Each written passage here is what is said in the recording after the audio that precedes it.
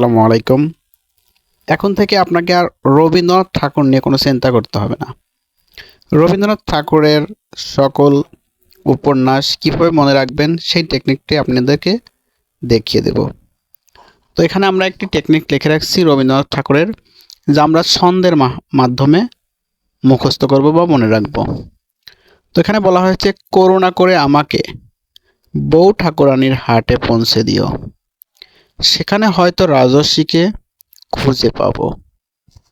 আগামী মাসে তার সাথে আমার বিয়ে হওয়ার কথা ছিল, কিন্তু নৌকাডুবির ফলে তার সাথে আমার সমস্ত যোগাযোগ বন্ধ হয়ে যায়।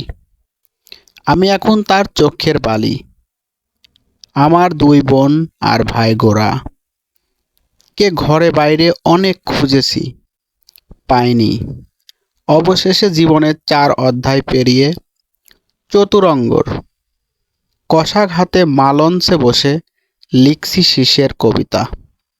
তো এখানে দেখতে পাচ্ছেন যে আমরা করুণা এখানে একটি পেয়ে গেলাম। করুণা একটি তার উপন্যাস, বউ ঠাকুরানীর হাট তার একটি উপন্যাস, রাজস্বী তার একটি উপন্যাস, যোগাযোগ তার একটি উপন্যাস, চোখের বালি একটি উপন্যাস, দুই বোন তার উপন্যাস, গোরা তার আরেকটি উপন্যাস, ঘরে বাইরে তার একটি উপন্যাস, 4 অধ্যায় একটি উপন্যাস, চতুরঙ্গ আরেকটি উপন্যাস, মালঞ্চ একটি উপন্যাস এবং শেষের কবিতা তার একটি উপন্যাস।